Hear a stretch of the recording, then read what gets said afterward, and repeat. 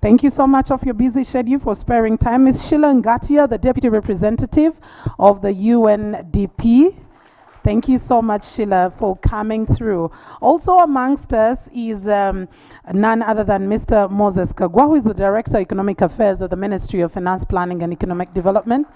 Thank you, Mr. Kagwa, for making time. The Executive Director of the Uganda Bureau of Statistics, Dr. Chris Mukiza, will also be taking us deeper into this discussion. Thank you so much for making time. Mr. James Mwonge, the Director, Methodology and Statistical Coordination at the Uganda Bureau of Statistics. Thank you so much. I call them the men who only talk and believe in numbers. Mr. Joseph Anyimo from the Ministry of Finance, Planning and Economic Development as well. Thank you so much for sparing time to be with us. And the person who will also be presenting to us this research, discussing the paper, who is a Senior Research Fellow at the Center for Basic Research, Mr. Richard Sewachirianga. He is a minister. Oh, thank you so much, Mr. Sewachirianga. Mr. Vincent Senono, who will also be one of our presenters. You could just rise for recognition. Thank you so much. Yes, he's right this side. Dr. Madina Guloba from the EPRC, a Senior Research Fellow. Thank you so much for coming through. And the media and everyone represented, thank you so much for sparing your time, all protocol observed, like I earlier on did say. As we'll delve deeper into this report, we clearly know that the report is looking at Uganda's structural transformation agenda. But while the country looks at this agenda, it's amidst informality and the recent, of course, being COVID-19 and all the disorganizations and the halts and the changes and the lessons that COVID-19 did bring to us. So as we look at this structural transformation agenda of the government of Uganda, of course supported by our development partners, including the United Nations, this has to be key as we look forward to that. But also, we know that by 2040, government is committed to reduce poverty by about 5%. How that is going to be achieved is the kind of discussion that we want to be looking into, that we're not looking at poverty only with regard to the monies in the pocket, but a holistic discussion about poverty. And also, we know well that over 62% of Uganda's population is derives its livelihood from agriculture. And when you look at issues like climate change, among many others, they directly impact on production and productivity when it comes to the aspect of agriculture. So I just can't wait to have a discussion of this particular index report, the Multidimensional Poverty Index Report. And without any further ado, ladies and gentlemen, allow me welcome Dr. Chris Mukiza, the Executive Director of the Uganda Bureau of Statistics, to welcome us and let us in on what this report means and what we should be expecting for the day. A round of applause for him.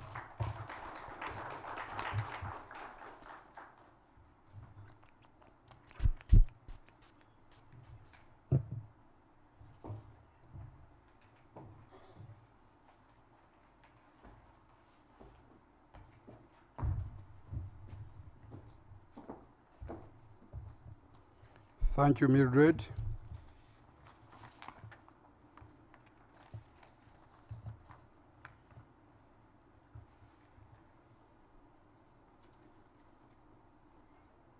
The first person I was supposed to address, I don't see him yet. Nevertheless, I will recognize him, the Honorable Minister of State for Planning, the representative of the Permanent Secretary, Secretary Treasury, Mr. Kagwa,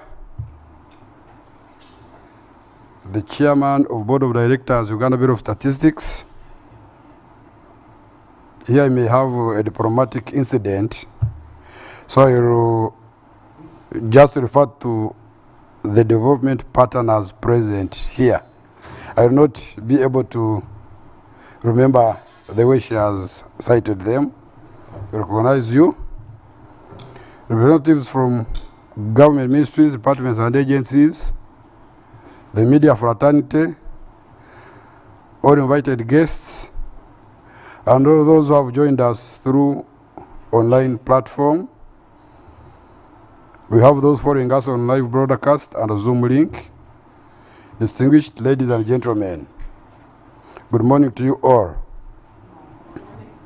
First, I wish to extend my sincere gratitude to you all for your commitment and dedication to be part of this very important dissemination exercise this morning. We are here today to launch the first ever Multidimensional Poverty Index report for Uganda. This report is an impartial, independent, and comprehensive report that spells out the various dimensions under which poverty can be measured. We have been publishing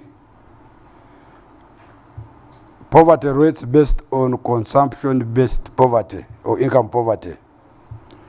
And this one has some of the dimensions that include social services such as education, health, safe water, clean energy, in addition to other welfare indicators like housing conditions, consumption patterns, and income, among others. So, this multidimensional poverty encompasses both the income poverty and other aspects of poverty.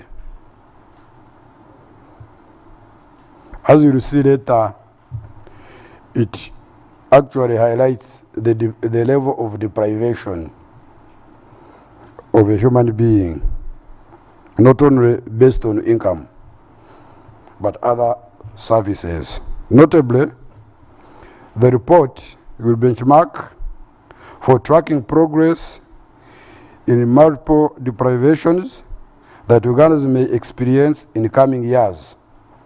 And this is in line with the Sustainable Development Goal 1 that emphasizes ending poverty in all its form and everywhere.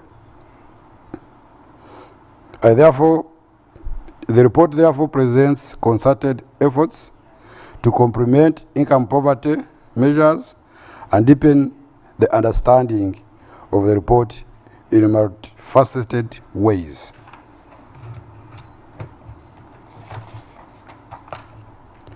We wish to remind ourselves that over the years, there has been an entirely independent decision and steady progress by the government of Uganda to end household poverty with the intention of transforming the lives of every Ugandan from subsistence to the money economy. It is envisaged that such tremendous efforts have progressively seen a reduction in absolute poverty levels, absolute consumption-based poverty levels or income poverty levels from 56% in 1992-93 to 20.3% in 2019-2020. The current government program of the Parity Development Model is one of such progressive initiative that is highly anticipated to create a remarkable transformation agenda as the country gears towards the attainment of the Agenda 2040. To leverage this so much desired socio-economic transformation of Uganda, we, the citizens, must commit to move together and embrace all the necessary support required for success of such government programs. In addition, I wish to emphasize that the success of the Parity Development Model is entirely dependent on the quality of baseline information that will be used first to identify the right beneficiaries and then track the progress going forward. This explains the reason as to why during the month of June and July, the Bureau has been involved in collecting data with support from the Ministry of ICT and National Guidance, together with the local governments, to collect data countrywide. This process is still ongoing, and we hope to avail quality statistics that can be used to implement and effectively monitor the PDM activities.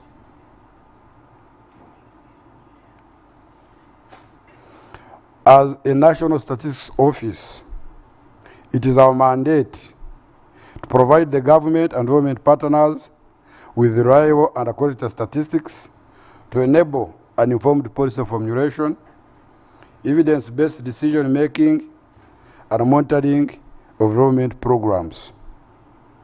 On that note, I wish to thank the government of Uganda that has always provided an enabling environment for Uganda Bureau of Statistics to update the country with the quality socioeconomic indicators.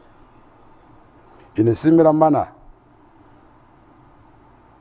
the Bureau wishes to extend our sincere appreciation to our partners, Economic Policy Research Center, here present, National Planning Authority, Ministry of Finance, Planning and Economic Development, the Oxford Policy and Human Development Initiative, and UNDP for the technical and financial support they extended in making such sure that this report is made available. To our UBO staff, thank you for your extensive efforts to put together and analyze such a wealth of information and produce this comprehensive set of evidenced materials. Thank you very much. You know, normally the ED and the directors take credit, but the people who have done the work, the food storagers, the donkey workers, don't take the credit. But here we are crediting them. We know without them, this work wouldn't have come since the sunshine. We will come today's panel discussants, and I believe they will help us shed more light, provide meaningful insights, and create more impactful discussion about the Multidimensional Poverty Index report. Ladies and gentlemen, as I conclude, we welcome continuous engagement with various stakeholders at all levels of government and non-government actors in order to make use and more meaning out of today's released report. So once again, my deep thanks to the entire leadership of our partners. We look forward to more deliberate and sustained collaborative efforts in building a healthier, economically active, productive, and stable Uganda population. I thank you very much. And with this, I think I will do Mildred's work, since it is my duty to publish statistical reports, to invite one of the distinguished servants of the Bureau to come forward and present the Multidimensional report. Vincent Senono.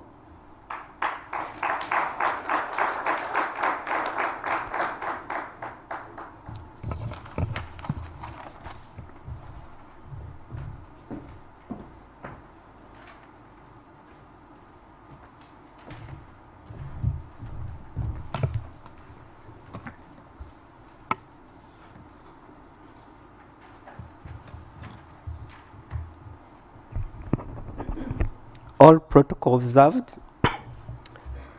And today, we are disseminating, as mentioned by the Executive Director, our boss, the first multidimension poverty for Uganda. But that does not mean that this is the first report. The previous report was not finalized because when we are about to finalize the report, we carried out a new survey. That was the 2019-2020 report, which meant that we needed to revise the findings to meet the current data needs. So today,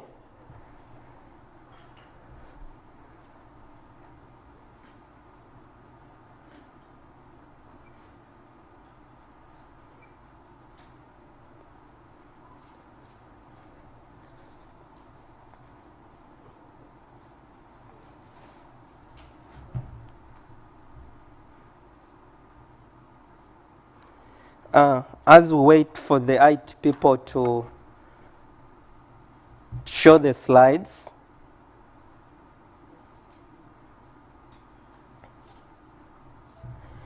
today we are disseminating the 2022 multidimension poverty index for Uganda based on 2019-2020 UNHS.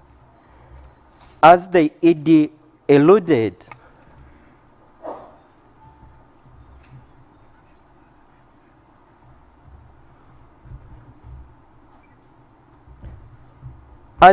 said that Uganda Bureau of Statistics in 2019-2020 undertook the National Household Survey, and this survey was mainly to generate the income poverty. Today, we are presenting the findings of the multidimension poverty index based on 2019-2020 survey.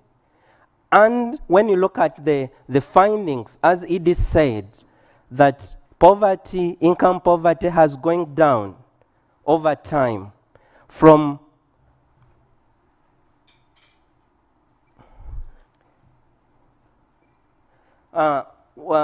poverty has been going down significantly from 1990 to 93 survey, which was 56%, to 20.3% in 2019-2020. But we know, as mentioned by the ED, that when we talk about SDG 1, we are talking about eliminating poverty in all its forms. And one of them has been the income dimension.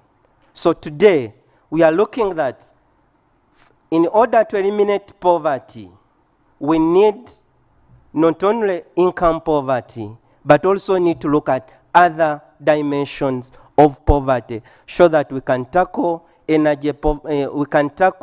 poverty overall in the country.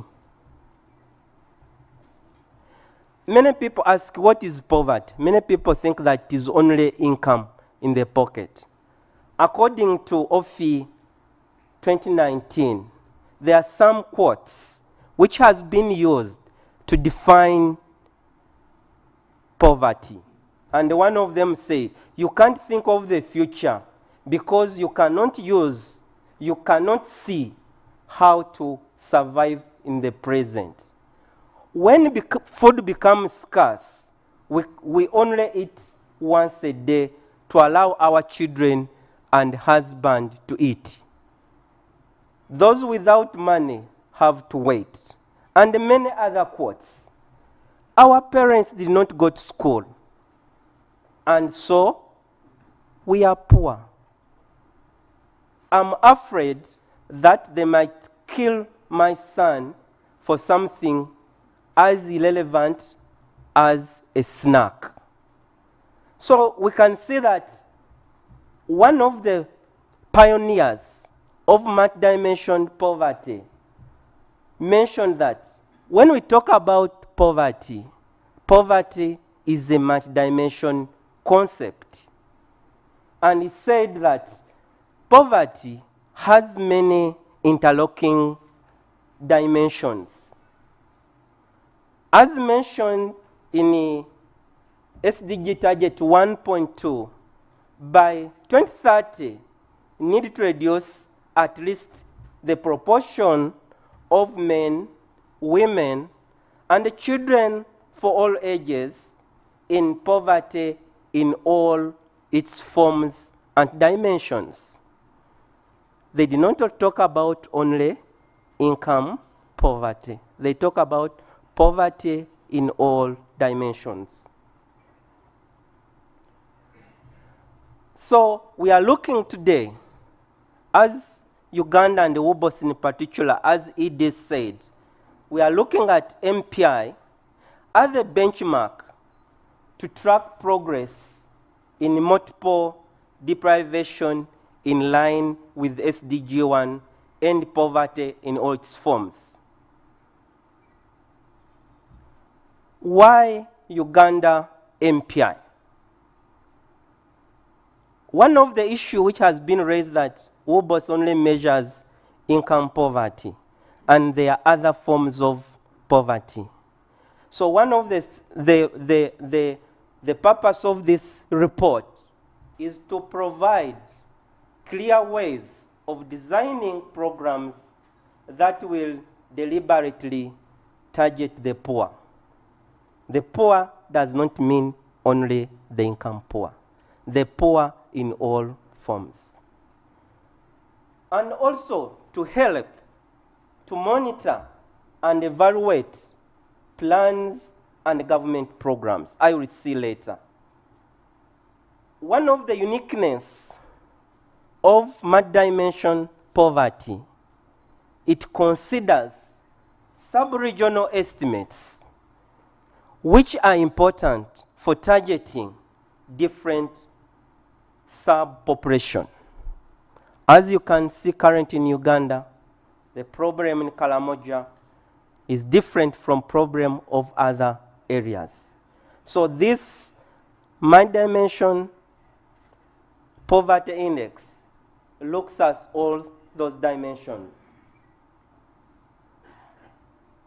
And we also see we are talking about policies, but you need to look at indicators which you can be used apart from income poverty to evaluate and assess various policies by the government. And lastly, multidimensional poverty does not replace the income poverty which WOBOS is producing. It is only supplements the income poverty. I'm repeating this. This multi-dimension poverty results we are presenting, they are not replacing the income poverty WOBOS has been producing.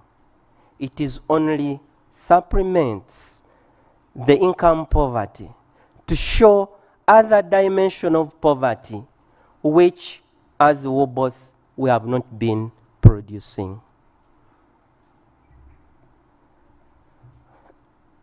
We know that according to ED, OFI, UNDP has been producing indices of multi-dimension.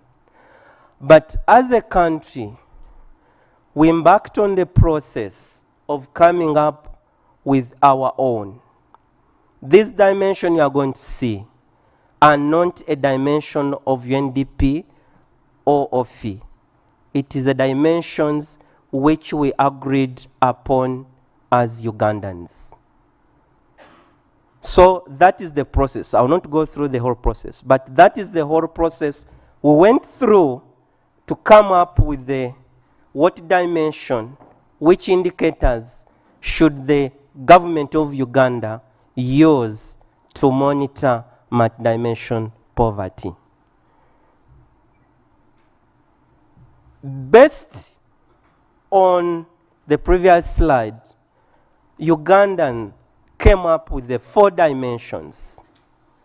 One of them was education, another one was health, another one is living standards, employment, and financial inclusion. And this is, you can see, is in line with the NDP3 and also in line with the SDGs. In addition, you can see that it is in line with the Parish Development Model Program because employment, financial inclusion, education are key important components of the NDP3 and also the Parish Development Model. We see that there are different indicators. I may not go through all of them, but they are clearly defined and agreed upon. We note that these indicators are important, and we have a detailed methodology on how we came up with these indicators and why we define those indicators that way.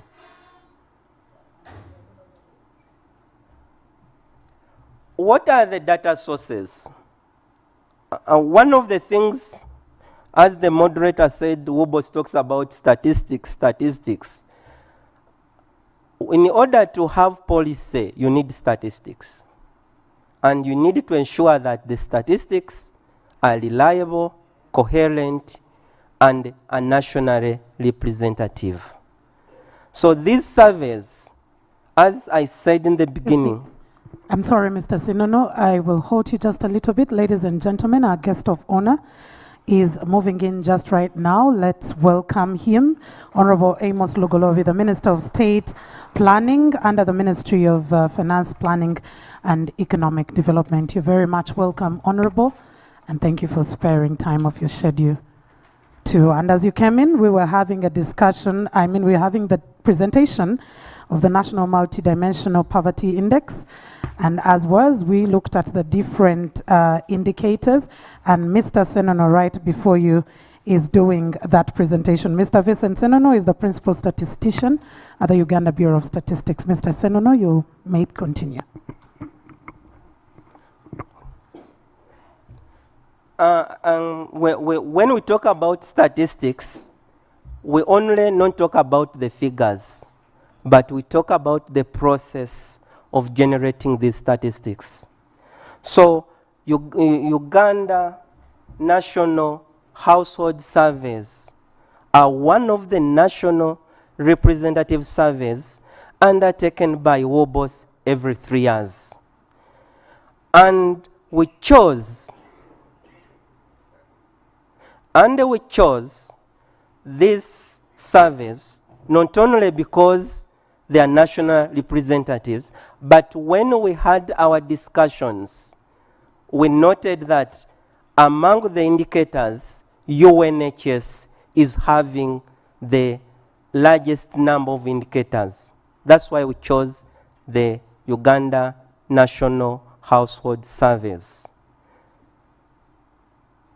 And also noted that the process started in 2016-2017, where we produced what we call the first MPI.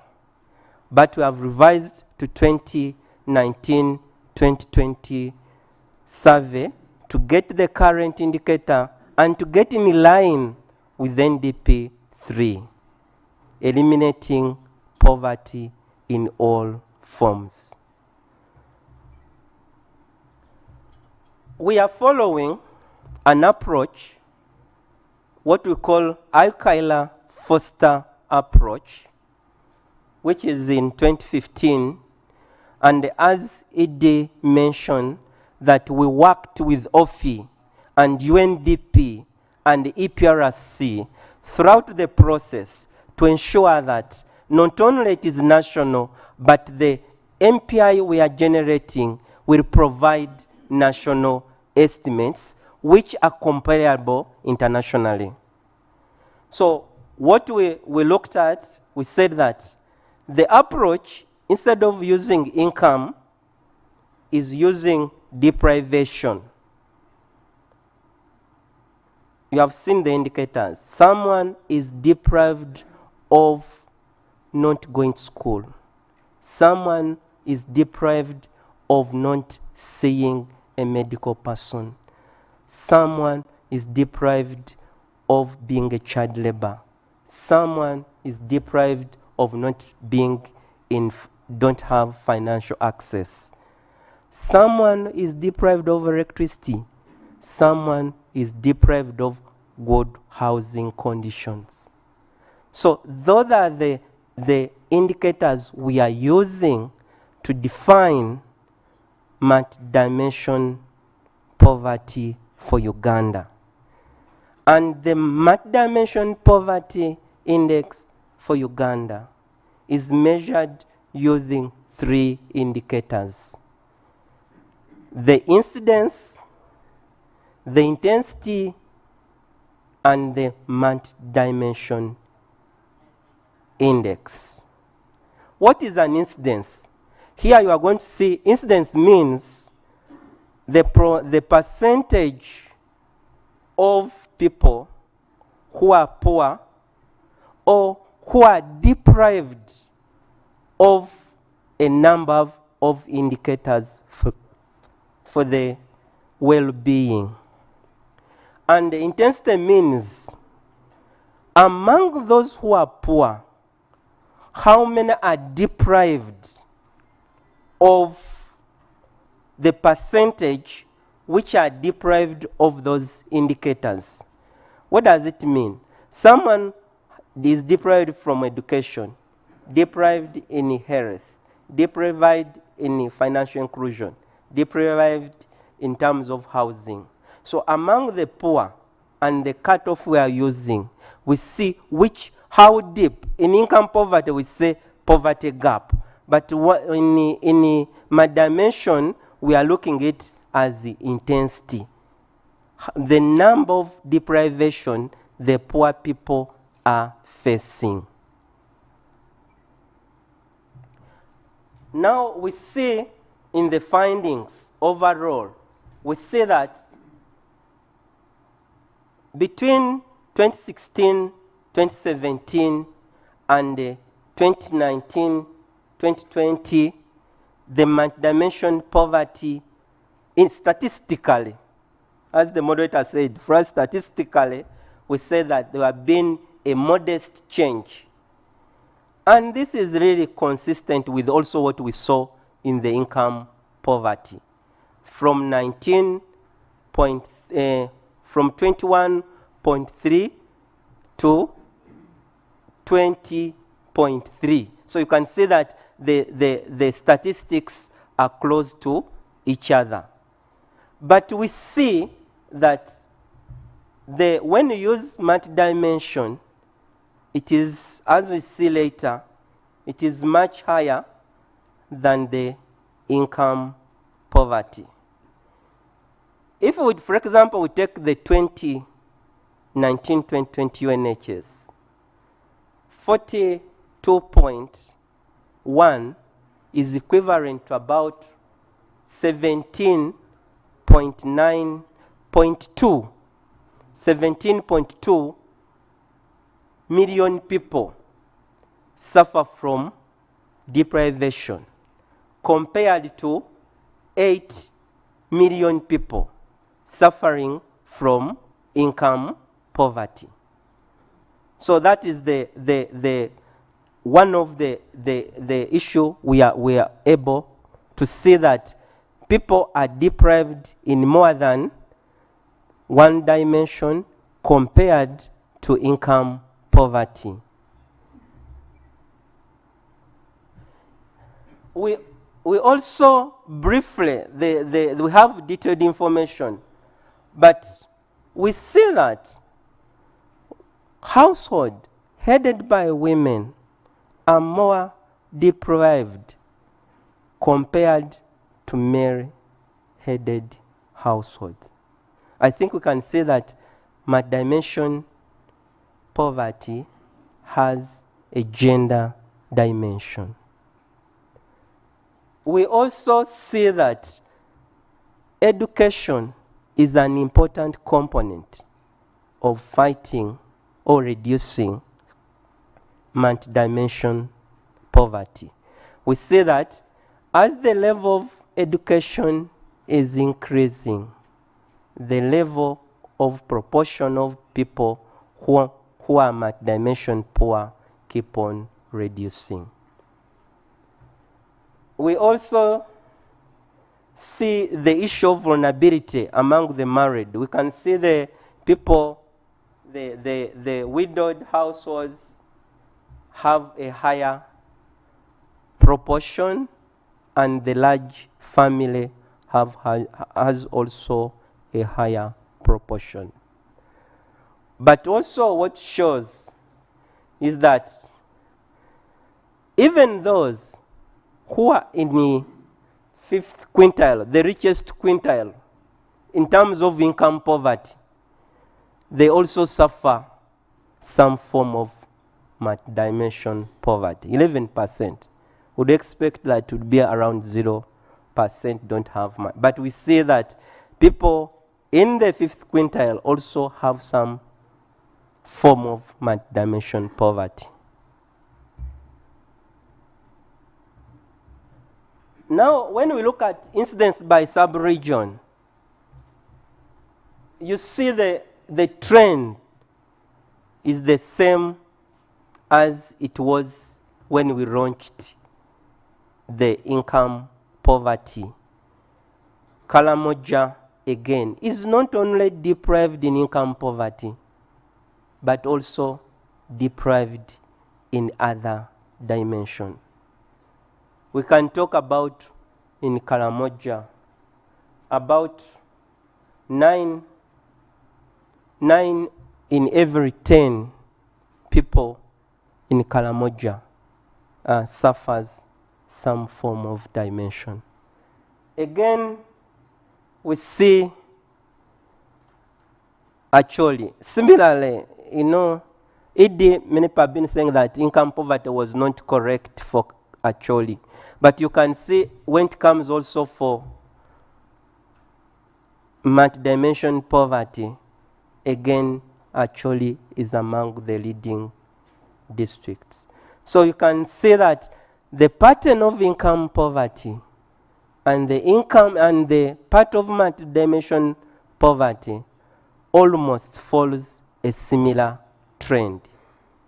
But we can see later in the presentation.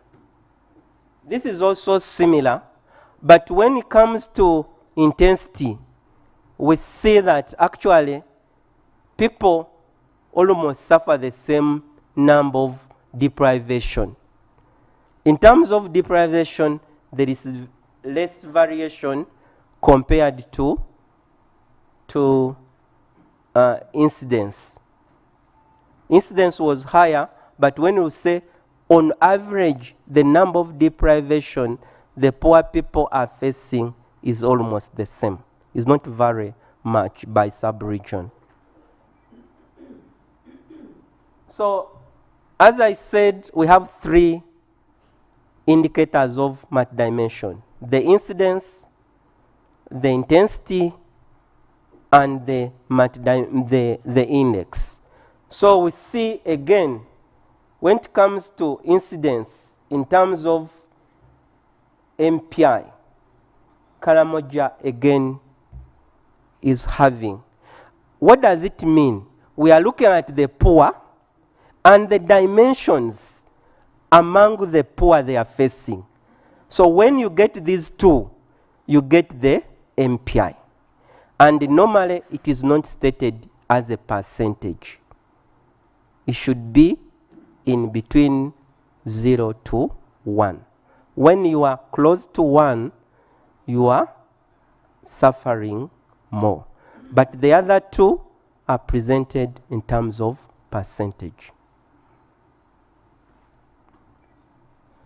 So what contributes more? So if you are to target reducing multidimensional poverty, you need to look at which indicators contribute most in terms of poverty. And these are the findings.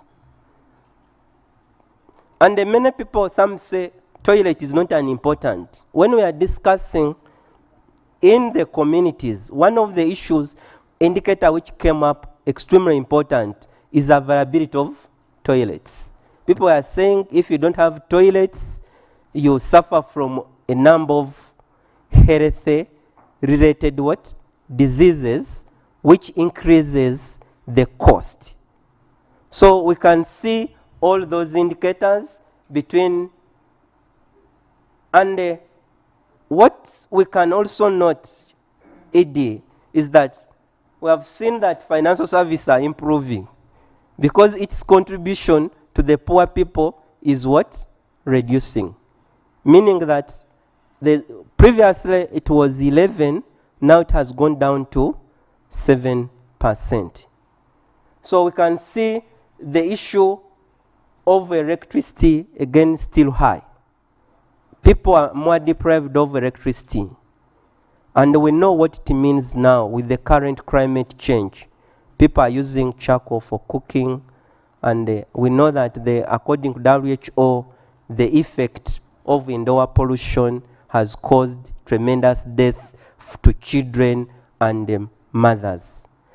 So these are what we based on ED4 to determine the multidimension index for Uganda and look at what contributes to this MPI.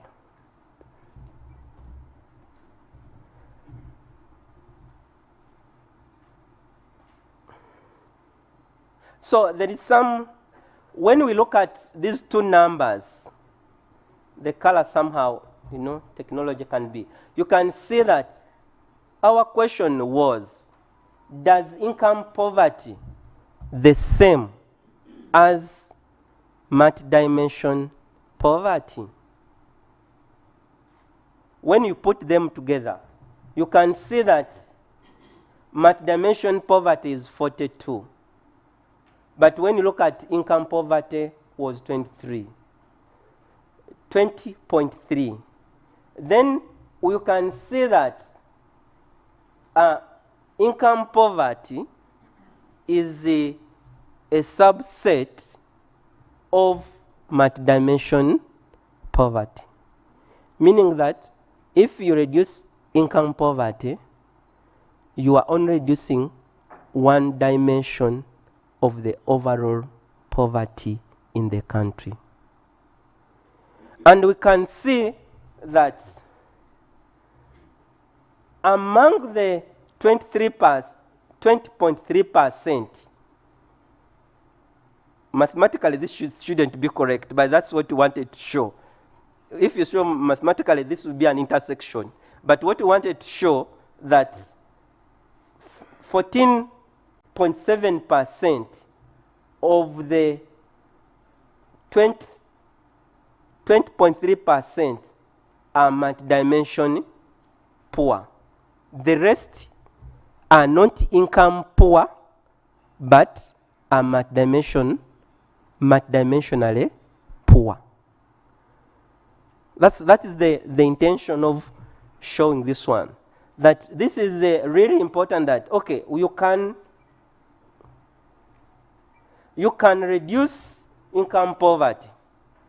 But if you don't look at other forms of poverty, you may reduce income poverty, but when you look at these indicators have not improved, it may mean that people may not have access to electricity, there will be no toilet may not have improved, water may not have improved, but overall poverty would have what? Reduced. So that was the purpose of putting this intersection, which mathematically shouldn't be correct. But for illustration, it is important to know that was the intention.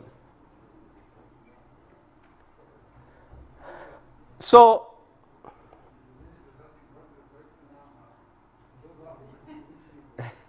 it was 27, I think it is somewhere down there.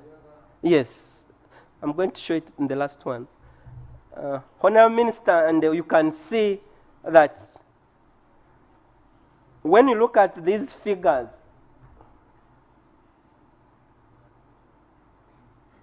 we need to look at it critically. We see that actually where there are multidimension poor people, there is really many people who may think that income poor are doing well.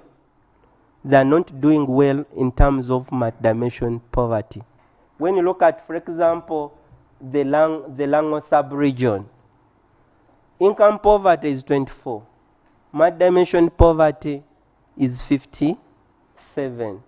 When you look at West Nile, we talk about 17%, and the multidimension poverty is 59%. And you can see that looking at only income poverty by regional difference may not be sufficient to give a complete picture of the poverty in the country.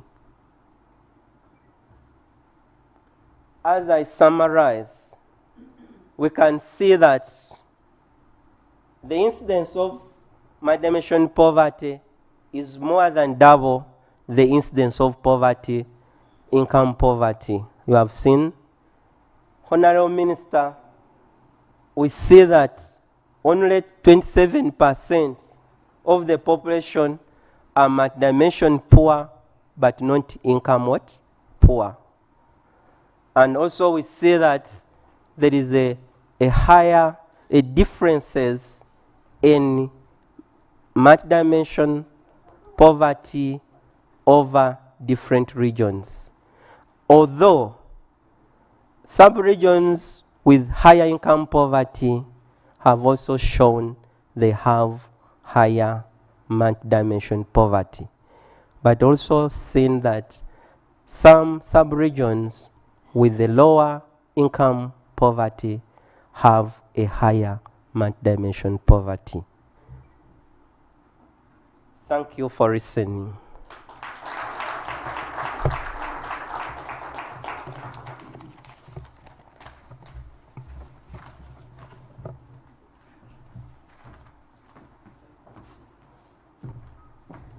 A bigger round of applause for Mr. Senono Vincent for clearly breaking down quite a huge document that has taken months and weeks to be able to break that down in just a few minutes. And what is very clear is that there is a total difference between multidimensional poverty and income poverty. And what is most important, like you said, is that you need to tackle poverty in a multidimensional way and not only looking at income as the reason for why we would say someone is poor or not poor.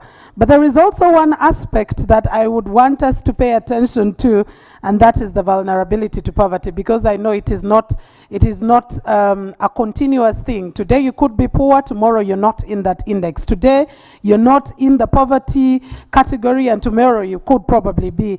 And I was trying to look at those statistics whereby Uganda is about 70% of the population being vulnerable to poverty. Honorable Minister, I think that's also one aspect that we need to critically be thinking about and looking into. And without any further ado, we would like to have a discussion on this particular paper, what it means, what we need to be paying attention to as a country, and how we can be able to tackle these two aspects of poverty. Income poverty being just a subset, like Mr. Vincent Senono explained to us. And allow me, ladies and gentlemen, to welcome Mr. Richard Sewachirianga, who is a Senior Research Fellow at the Center for Basic Research. A round of applause to him as he gets into the discussion.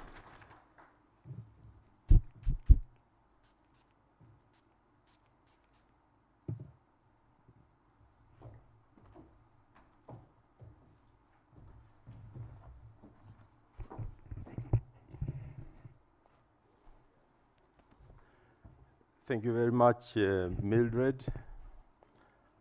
Honorable Minister, the Bureau Chief, the UN family, colleagues from Ministry of Finance and others, ladies and gentlemen, I would like to first of all congratulate the Bureau for first releasing this report. Those of us who have been with the Bureau have been following keenly to know when the multidimensional report is coming out, and I think it's good that it has come out now.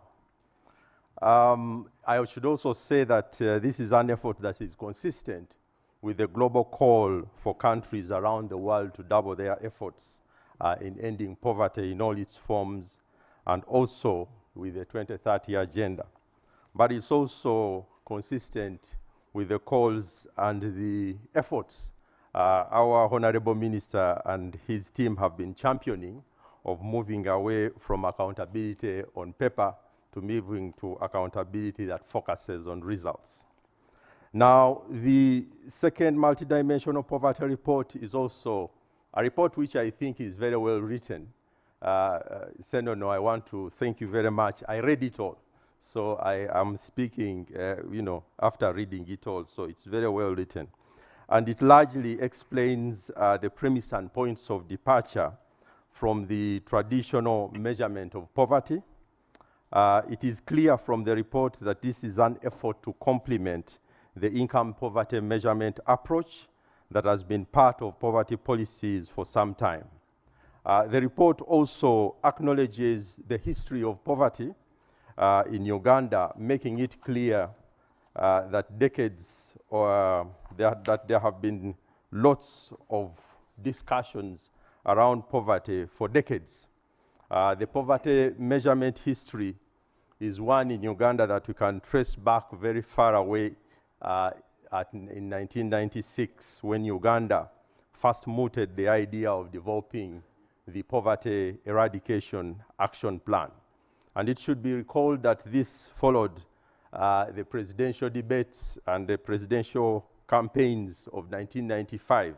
Those of you who were here remember that the president of Uganda at that time returned to the places where he had waged the liberation struggle in Luwero Triangle. And one of the famous quotes from him was that people told him that while they can sleep, they cannot eat sleep. And it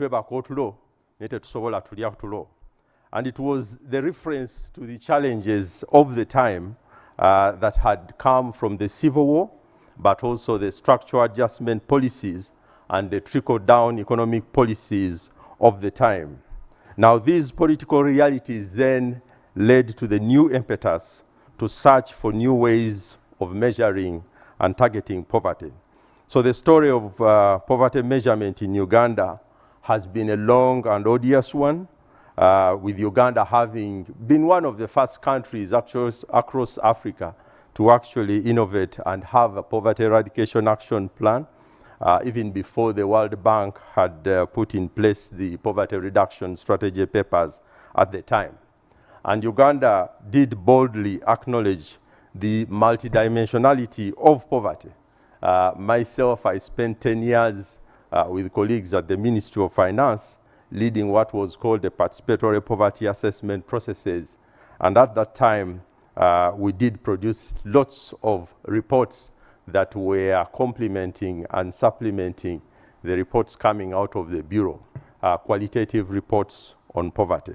So the second multidimensional poverty of Uganda, therefore, stands on the shoulders of a long history of acknowledging the multidimensional nature of poverty. And in that regard, this report really speaks to the converted, and probably what it does is that it renews the commitment to this long history of appreciating that poverty is not only about income, but it's about many, many other things. And I will be happy to share a few publications that we've done on this history of poverty, because I know it's always hard and challenging for statisticians to write history. The second multidimensional poverty report, as we have seen, uses the Alkier-Foster approach to multidimensional poverty, as has been explained very well by Vincent. And hence, it uses a tested methodology that has been with us for some time. As you all may recall, this methodology was a large contribution to the human development reports and to the expansion of the parameters that were being measured under the Human Development Index. And while the MPI methodology has been useful to policy making on poverty, we also know that there has always been several debates around what and how it can be even much more strengthened. And what I would like to do is to just highlight some of those for purposes of us keeping our eyes on how to improve the measurement of poverty using this index. Now, the MPI, for most part, focuses on people's states and conditions of life. Many of the MPI weighted indicators are actually about actual human achievements. They are about education, they are about health, they are about living standards, employment and inclusion, as we have seen from here. Now, while this is commendable, there is still no clear linkages that we can make between the weighted indicators and other human achievements. And what do I mean by this? If you look back to the work that we did and people have done over time, and even the quotes that Vincent put in the first slides, you see that the issues of poverty from a qualitative angle are much broader and are sometimes much more complicated to measure. Variables like powerlessness, variables like insecurity, variables like shame, variables like isolation are things that are still important to people and to actually defining someone's poverty status. But these are things that you cannot capture very well in an index like this. So as we explore how to improve the MPI, I think we should also explore how to bring some of these variables to bear on this process. Furthermore, the MPI is also deficient in some of the dimensions that it measures, and deficient here in a sense of saying, how can they be improved? For example, when you use the variable of years of schooling and school attendance as proxies for education, I think there is still something there in terms of it being limiting, because years of schooling and attendance are indirect sort of, and sometimes deceptive indicators of literacy. Because when you want to understand literacy, I think you have to do something else, because meeting years of schooling or school attendance requirements does not guarantee that one has become literate. What guarantees that one has become literate is the cognitive skills that have been gained and how those can be measured. So I guess that this is also an area that we can go into to ask the question, how do we improve that metrics so that we focus on actual abilities of education that people should have, rather than on some of these proxies that do not speak about quality as an actual variable. Now, the choice of health indicators is also one that we can think about how to expand and improve, because as we know, households can score very well on some of the metrics that we put up there, but then may have other elements in the households that you need to think about. For example, when a household has a person with a disability, or when a household has somebody with a mental illness, or bedridden, all these could be elements that can be lost if we do not focus more on them. Now, further, the weighted indicators of the standard of living component mainly also focus on the means and not the actual living conditions. Because, for example, if you say you're having household assets, it doesn't always guarantee that because you have an asset, you have a good living condition. And this is something, which we have seen in research is starting to emerge. For example, in Uganda, where you have all these money loans giving money to people, and some young people have motorbikes, but they are stressed with loans and many other things. So that is something that we need to also capture again. Now, the use of the household as a unit of identification and using individual and household deprivation, and then assuming that deprivation by one member is a deprivation for all, I think is a very pragmatic methodological approach, but it is one that can be problematic, especially from a gender perspective, because, and this is something we have been grappling with in another course that I'm part of, run by the Regional Center for UNDP in Addis Ababa on gender responsive economic policy. And one of the critiques of the indices that we are seeing is that sometimes these indices do mask the intra-household gender differences. And sometimes they can also reinforce gender inequalities by making the assumption that what is good for the goose is good for the gander, which means that there could be other variables in a household that are affecting particular parts, so either children or women alone, and that is something that we need to think about. But it is worthwhile to note that the MPI exercise did include several partners to arrive at the indicators, but more discussion, I think, is needed to build a stronger MPI. And also, we know that when it comes to the choice of index weights, ultimately, it reflects the choice of the designer of the measurement, and creating a more open debate that also includes those who may be potentially affected by these kinds of indicators would be helpful. But again, I would like to just say that this is a debate that should continue as we build even a much more robust MPI approach for ourselves. I think on the results, I won't go a lot into them. I think there are several interesting insights that have emerged if you glean the whole report, like I did. The differences between the rural and urban, the areas where poverty is actually increasing, where we should have thought it is supposed to be decreasing. I think the West is standing out, and the disparities in region, the fact that we still have a big problem in Karamoja, and all those kinds of areas. I think they are important. But also what that shows is that this could be a good way to actually do better targeting in the parish development model and other initiatives of that nature. Now, the results also show that the highest deprivations are listed in order from toilet facilities, housing materials, electricity, asset ownership. And I think that that is insightful, but I think we need to interrogate it a little bit more because there could be other ways in which we can get a little bit more insights from those.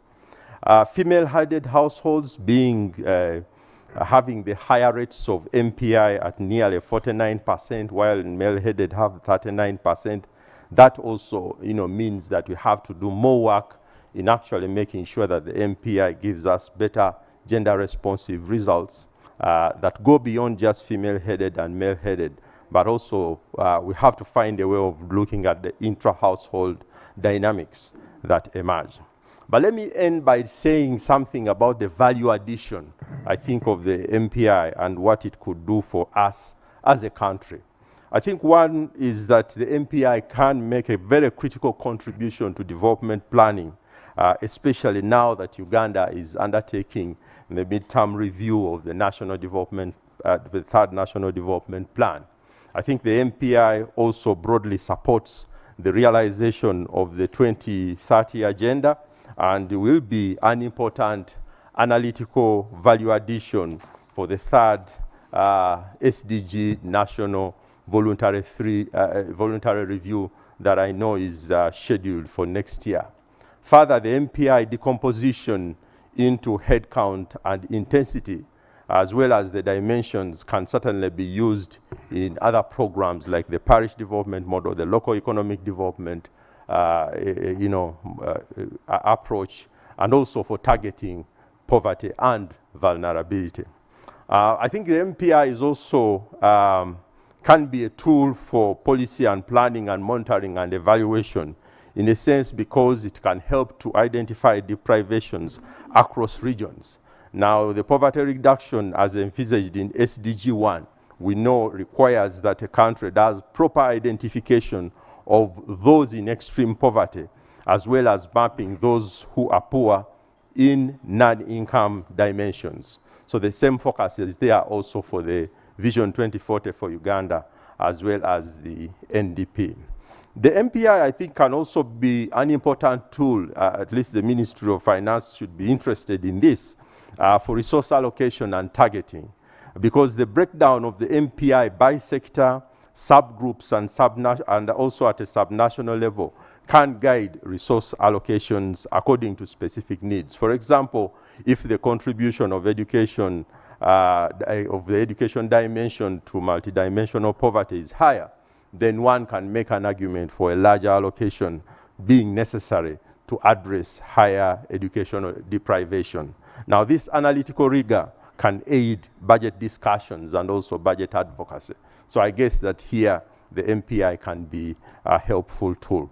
But it can also act as a tool for just tracking multidimensional poverty across the country in Uganda. We know that one of the things that we need to do in this last decade of the SDGs is to track and understand what kind of new ways and approaches, innovative approaches, should a country take to accelerate its efforts towards achievement of SDGs.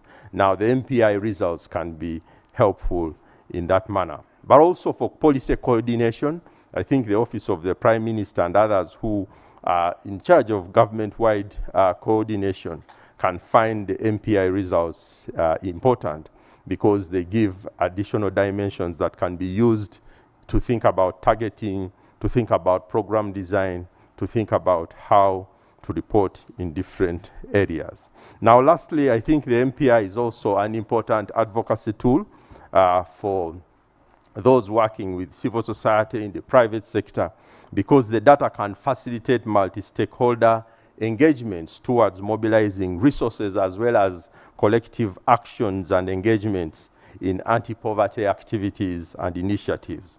Civil society and non-government organizations can help to use some of the NPI results in terms of advocacy, but also policy engagements. So, ladies and gentlemen, I would like to conclude by saying and underscoring that the MPI is certainly a useful and important intervention, since it is bringing back the discussion of poverty as being multidimensional. But it's also, from the results, you can read that even getting out of poverty must be multidimensional. And even leaving no one behind needs to be multidimensional. And I think that's one of the story that weaves through this report. And for Uganda, I think we should not lose focus of this multidimensionality, because doing that would mean that we focus on a tree and lose sight of the whole forest. But when we stay with the multidimensional flavor of analysis, I think it helps us to even do a better job.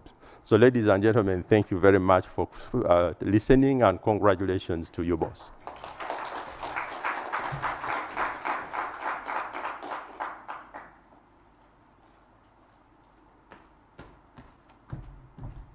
Thank you very much, Mr. Richard Sewachirianga, and I think he wrapped it up pretty well, that we just need to look at everything holistically for planning purposes and for the policy direction. Because of matters of time, ladies, I will take us through quite quick and invite our next speaker, but also to our guest of honor. I would kindly like to introduce to you the UN family that is present. You're seated right next to the UNDP resident representative, that is Ms. Elsie Atafua, right there with you.